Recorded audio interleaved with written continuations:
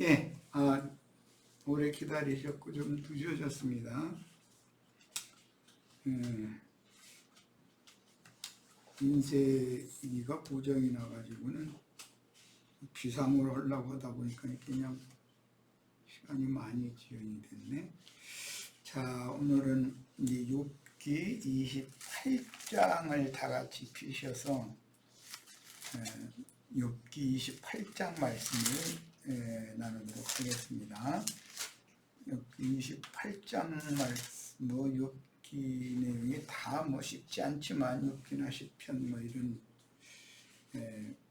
시가서라는 것은 웬만한 그 성경 지식을 가지고는 해석해내기가 굉장히 난해한 그런 문장들로 되어 있어서 그렇지만 정신을 집중해서 듣고 같이 은혜를 받기 바랍니다. 자, 욥기 28장 1절부터 28절까지를 전체를 한번 쭉 읽고 시작하겠습니다. 오늘은 이걸 다 마치려면 3시간을 해야 되니까 30분씩 3타임을 할 거예요. 자, 욥기 28장 1절로 28절. 은이 나는 곳이 있고 금을 재련하는 곳이 있으며 철은 흙에서 캐내고 옹은 돌에서 녹여서 얻느니라. 사람은 어둠을 뚫고 모든 것을 끝까지 탐지하여 어둠과 죽음의 그늘에 있는 광석도 탐지하되 그는 사람이 사는 곳에서 멀리 떠나 갱도를 깊이 뚫고 발길이 닿지 않는 곳, 사람이 없는 곳에 매달려 흔들리느니라. 음식은 땅으로부터 나오나 그 밑은 불처럼 변하였도다. 그 돌에는 청옥이 있고 사금도 있으며 그 길은 솔개도 알지 못하고 매의 눈도 보지 못하며 용맹스러운 짐승도 밟지 못하였고 사나운 사자도 그리 지나가지 못하였느니라. 사람이 굳은 반석에 바위에 손을 대고 산을 뿌리까지 뒤엎으며 반석에 수로를 터서 각종 보물을 눈으로 발견하고 누수를 막아 스며나가지 않게 하고 감추어져 있던 것을 밝은 대로 끌어내느니라. 그러나 지혜는 어디에서 얻으며 명철이 있는 곳은 어디인고 그 길을 사람이 알지 못하나니 사람 사는 땅에서는 찾을 수 없구나. 깊은 물이 이르기를 내 속에 있지 아니하다 하며 바다가 이르기를 나와 함께 있지 아니하다 하느니라. 순금으로도 바꿀 수 없고 은을 달아도 그 값을 당하지 못하리니 오빌의 금이나 귀한 초목수나 남보석으로도 그 값을 당하지 못하겠고 황금이나 수정이라도 비교할 수 없고 정금 장식품으로도 바꿀 수 없으며 진주와 벼곡으로도 비길 수 없나니 지혜의 값은 산호보다 귀하구나. 구스의 황옥으로도 비교할 수 없고 순금으로도 그 값을 헤아리지 못하리라. 그런즉 지혜는 어디서 오며 명철이 머무는 곳은 어디인고. 모든 생물의 눈에 숨겨졌고 공중의 새에게 가려졌으며 멸망과 사망도 이르기를 우리가 귀로 그 소문은 들었다 하느니라. 하나님이 그 길을 아시며 있는 곳을 아시나니 이는 그가 땅 끝까지 감찰하시며 온 천하를 살피시며 바람의 무게를 정하시며 물의 분량을 정하시며 비 내리는 법칙을 정하시고 비구름의 길과 우레의 법칙을 만드셨습니다. 그때 그가 보시고 선포하시며 굳게 세우시며 탐구하셨고 또 사람에게 말씀하셨도다. 보라, 주를 경외함이 지혜요 악을 떠남이 명철이니라. 욥기 21장은 우선 1절에서 11절까지 이제 첫 단락이고 12절에서 28절까지 이제 두 번째 단락으로 이렇게 돼 있는데, 사실은 이제 앞에는 비유인 것이고, 첫 단락 1절에서 11절까지는 비유인 것이고, 12절에서 28절까지는 이제 실상을 말하고자 하는 거예요. 오늘 자료해드린 제목에 보면 땅속에 감추인 보화인데, 그 보화라는 것은 실제는 하나님의 지혜와 명철을 의미하는 말이에요. 그런데 이게 답이 뭐라고 되어 있냐면, 땅속에 감추인 보화의 실제인 지혜와 명철이라고 하는 것은 주를 경외하는 것이 지혜이고 악을 떠나는 것이 명철이다라고 욥이 지금 결론을 내리고 있어요. 자, 우선 욥기 28장 1절에서부터 11절까지 이건 비유예요. 12절에서 28절까지 실상에 대한 비유를 지금 말하는 중이에요. 은이 나는 곳이 있고 금을 재현하는 곳이 있으며, 그랬어요. 은은 성경에서 성소의 기물로 사용이 되어지고, 그리스도의 구속, 그리스도의 은혜를 상징하는 그런 금속물이에요. 그 다음에 금을 재련하는 곳이 있으며, 은이든 금이든 광석을 먼저 캐야 됩니다. 광석을 캐려면 광부가 지혜와 영철함이 있어가지고 광맥을 찾아내야 되는 것이죠. 그리고 광맥을 찾은 다음에 광맥에 따라서 땅속을 파고 들어가서 광석을 먼저 캐내고, 그 다음에 뜨거운 불로 녹여서 은이나 금이나 동이나 철이나 등 필요한 금속물을 이제 추출을 해내는 거예요. 사람들이 그런 지혜가 있지만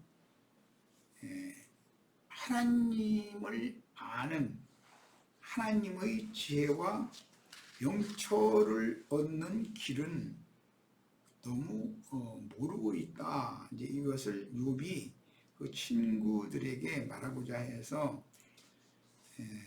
이 말을 하고 있는 중입니다.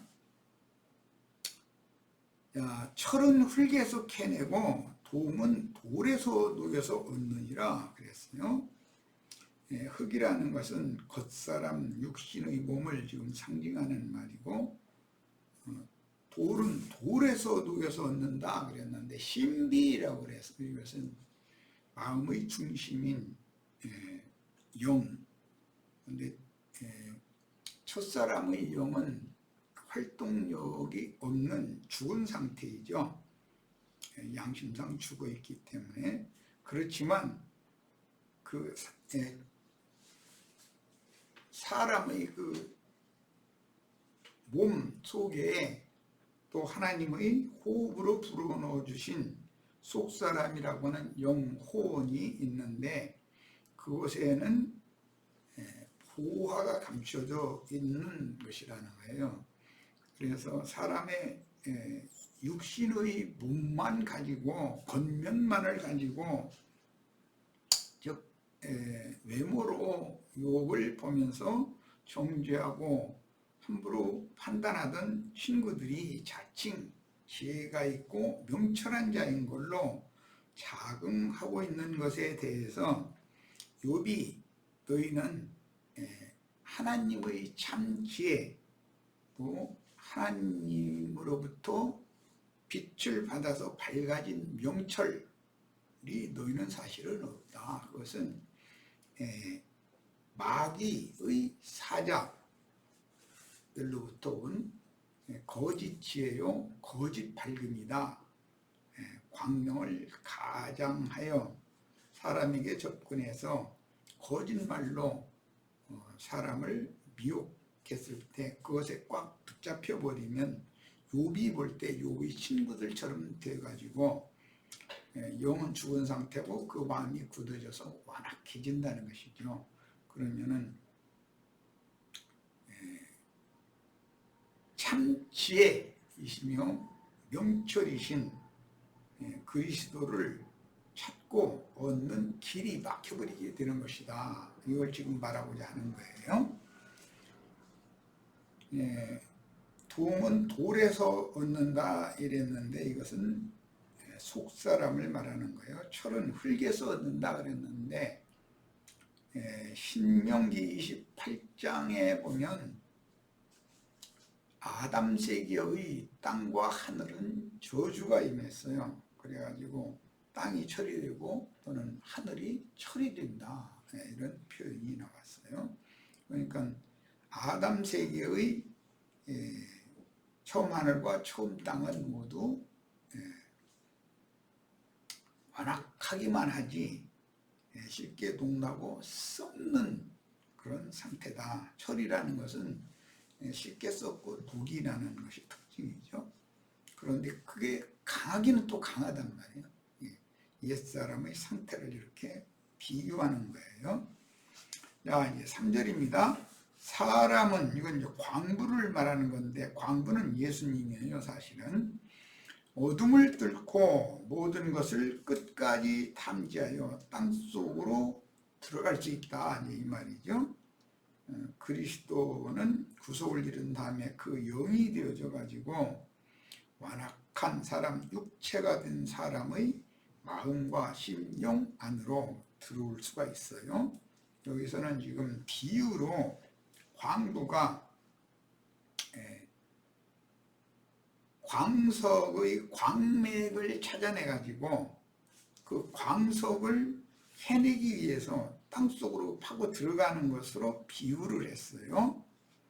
어디까지냐면 끝까지 탐지한다 그랬어요. 끝까지라는 것은 죽은 영과 만나는 지점까지, 마음을 지나서 영예까지, 그런 뜻이 되겠죠.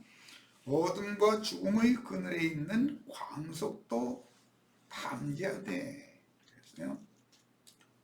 물질적인 세계에서 무슨 금광석이나 은광석, 동광석이나 철광석 등이 땅 깊은 곳에 있는데 그 땅 깊은 곳은 하나의 표상일 뿐이고 실제로는 저주받은 인간의 영혼 상태가 이렇다는 걸 지금 욥이 말하는 거예요. 그러니까 욥의 친구들을 이렇게 보는 거예요. 그들은 어둠과 죽음이라고 하는 것은 마귀 권세를 말하는 건데 의 그늘에 있는 광석도 참 탐지해낸다. 광부는 예수 그리스도는 보화가 감춰있는 밭을 발견하면 그 밭의 땅 속에 보화가 감춰있는 건데 그것도 다 이렇게 찾아낼 수 있는 분이다라는 걸 여기에서 이제 알 수가 있어요. 그 다음에 그는 광부로 표현된 주님은 그 말이에요. 사람이 사는 곳에서 저주받은 인간들의 세상에서 멀리 떠나 갱도를 깊이 뚫고 들어간다. 예수 그리스도의 그 영은 육체 속에도 능히 뚫고 들어올 수가 있어요. 그리고 사람의 발길 또는 모든 생물의 발길이 닿지 않는 곳, 사람이 없는 곳에 매달려서 흔들린다. 광부가 지금 광맥을 찾아 들어가서 광석을 캐낼 때 줄 하나에 의지해서 이렇게 갱도에 들어가서 광석을 캐내는 모습은 표상이죠. 이것은 우리 주님은 은혜를 입을 만한 사람의 내면 세계에 들어가서 거기에서 그 속에 하나님이 원래 넣어주신 광석을 캐내는 분으로 이렇게 비유를 한 거예요. 자, 5절 갑니다. 음식은 땅으로부터 나오나, 그런데 먹거리, 지표, 땅의 표면에서는 사람이 먹는 음식물이 나오죠. 또 짐승이 먹는 음식물도 나와요. 모든 초식도 지표에 뿌리를 내리고 거기서 열매를 맺어요. 이것은 육의 몸을 상징하는 말이에요. 육적인 산물이라고 하는 것은 육의 몸에서 나오는 것이다. 겉사람이라고 그러죠. 지표면이니까. 그런데 흙을 파고 들어가면은 용암이 있다. 그 밑은 불처럼 변화 있다 그러는데, 지표면과 그 땅 속은 전혀 다르다. 땅 속에는 용암이 흐르고 있으니까 불탄다. 땅 속에서는. 이게 지금 왜 욥이 이렇게 표현을 하느냐면은 욥을 자꾸 외모로만 판단을 하기 때문에 욥의 중심에 들어있는 메시아 그리스도 그분으로부터 얻은 하나님의 지혜와 명철에 대해서는 보질 않고 있기 때문에 이것을 자꾸 지적을 하는 거예요. 욥기 28장은 일반적인 목회자들, 신학자들 읽어가지고 이해가 안 되는 말이죠. 그러니까 문맥의 흐름에 따라 용감으로 해석을 하기가 굉장히 어려운 문구로 되어 있어요. 그 다음에 그 돌에는, 그 돌이라고 하는 것은 불타는 돌이에요. 이 말은 에스겔 27장, 28장에 보면 옛적에 두로왕이나 바벨론 왕은 화광석 사이에서 거닐었다 이렇게 돼 있어요. 그 이제 아담이 화광석 사이, 불타는 돌 사이를 거닐었던 사람이죠. 그런데 불타는 돌에는 청옥이 있고 그 화광석이라고 하는 게 광석인데 불타는 광석이에요. 그러니까 용암과 같이 있는 광석이죠.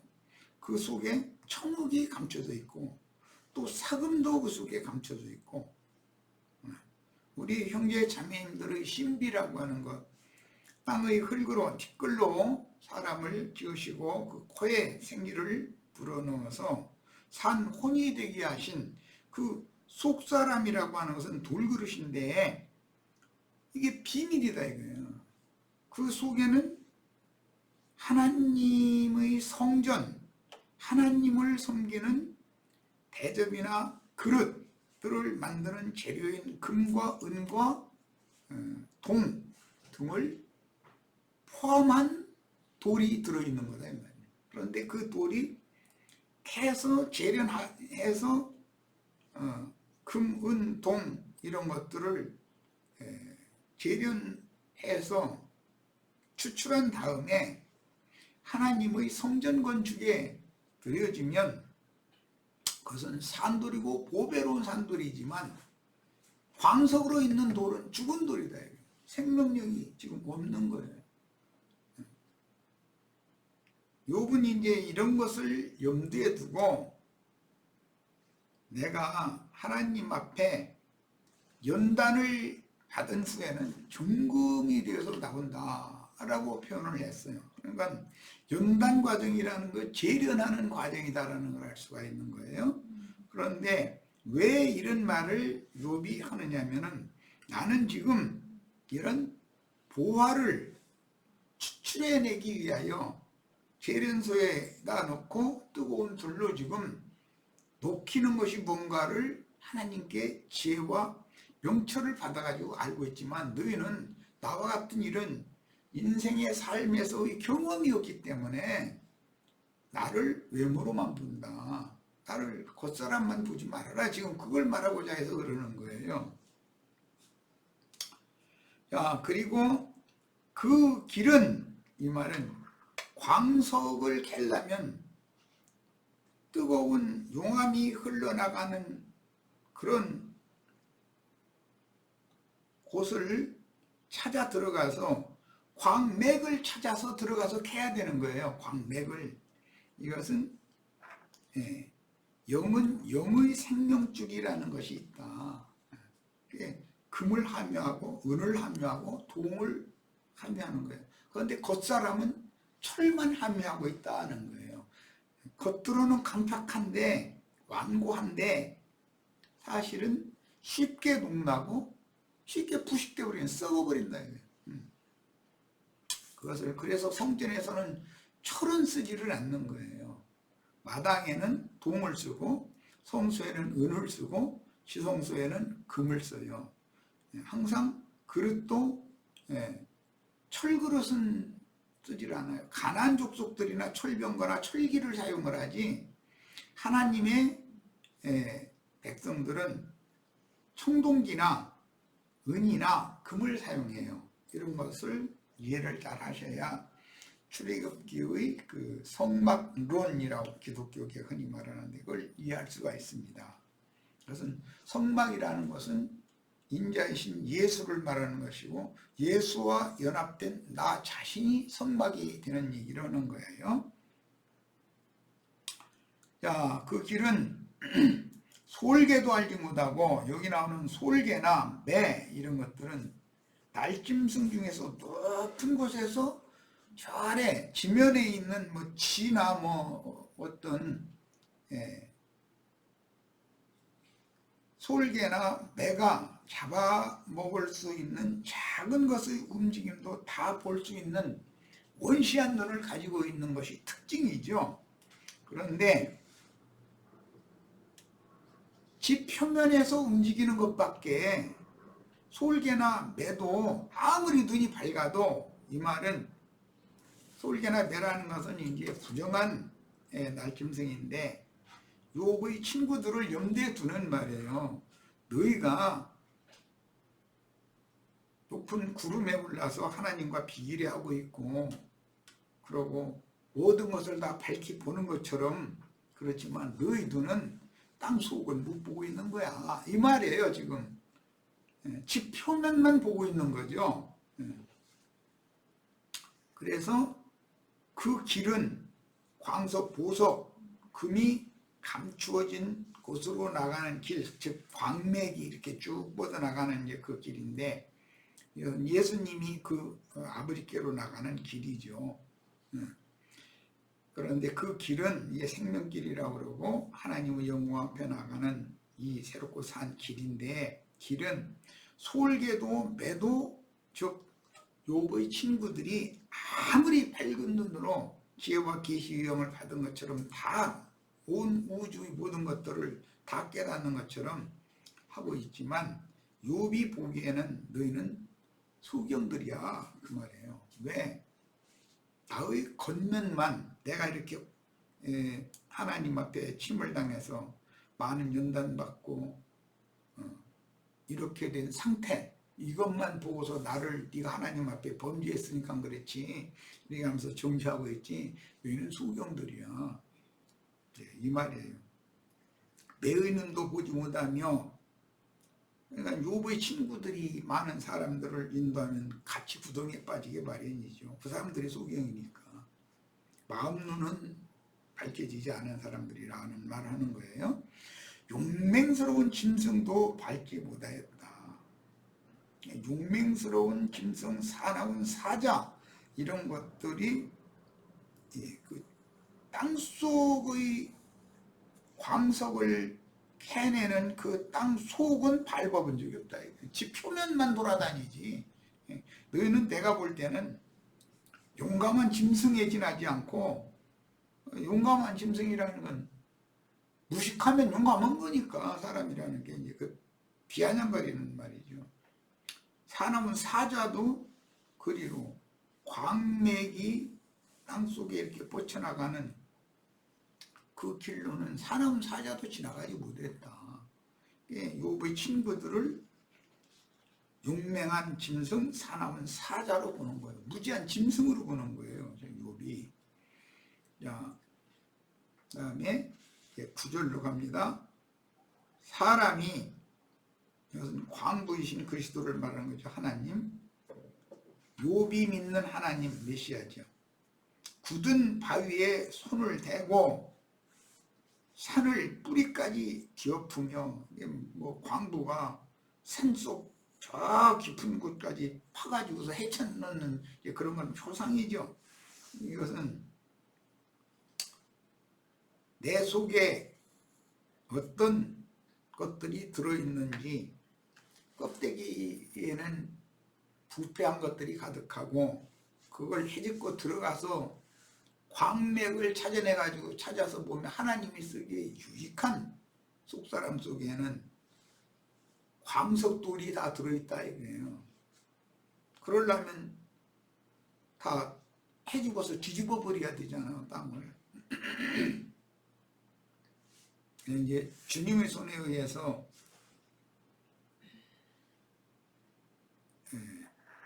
뒤집힘 당하는 것, 밭갈이 당한다니 흔히 이렇게 말하는데, 그것은 많이 당해봐야 알아요. 근데 습관적으로 남편은 아내의 속을 뒤집고 밭갈이 하는 거죠. 아내는 남편의 속을 뒤집어 놔요. 거기다 그래도 잘 안 갈아져. 이제 잔돌이 있어가지고 보습이 자꾸 깨지고 자꾸 이제 이렇게 돼. 그러면은 자식들이 와가지고서 뒤집어 놔요. 그럼 꼼짝 못해요. 아주 하나님 하는 방법이 있어. 아주.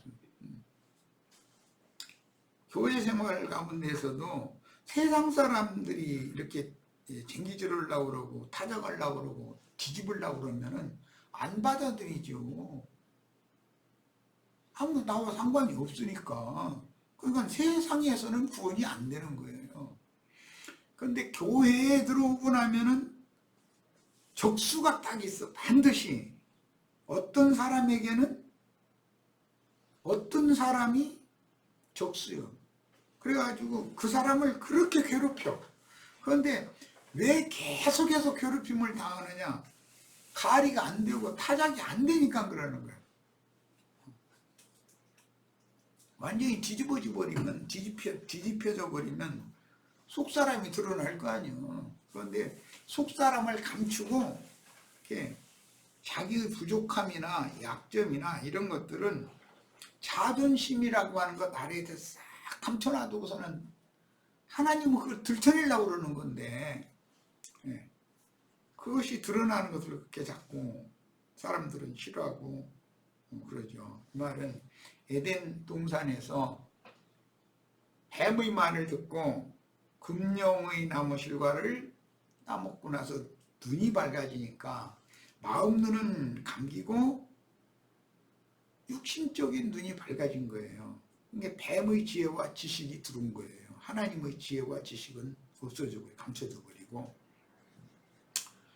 그러다 보니까 자기 사랑하는 아내와 남편이 하체가 다 보이는 거예요. 그러니까 야 우리 이래가지고 안 되겠다 해가지고 무화과나무 이파리 따가지고 둘이 치마 하나씩 만들어 입자 이래가지고 치마를 해서 입었다는 게 위선이다 이거예요. 인간 자존심 속에다가 종교성 속에다가 싹 자신의 본질, 본성 이걸 감추려고 하는 거죠. 육에 속한 사람의 생명은 그건데 그걸 자꾸 드러내는 걸 두려워하는 거예요. 그러니까 이제 무화과나무 이파리로 치마를 해서 입고서는 동산에 나무들 사이에 숨었다가 그저 무화과나무들이 있었으니까 무화과나무들 그 사이에 숨었겠죠. 훗날 그 나다나엘 보고 네가 무화과나무 아래 있을 때부터 다 보고 알았어 그 말이에요. 그 말은 그 무슨 뜻이겠어요? 자존심이 강하고 자기 속내를 잘 드러내지 않는 사람이라는 거죠. 그 사람한테 찾아와서 아담아 네가 어디 있느냐고 부르는 거예요. 그 주님이 그런 자존심은 강하고 약점들이 자존심 아래 감춰져 있는 그런 사람들을 제자로 부르는 이야기예요. 그게. 부르시는 목적은 무화과나무 이파리 치마를 홀딱 벗겨버리고 하나님 앞에서 벌거숭이로 다 드러내야 되니까, 그리고 나서 짐승을 잡아서 짐승 가죽으로 새 옷을 해서 입히는 이야기가 창세기에서부터 나와. 이것을 구속이라고 그래요.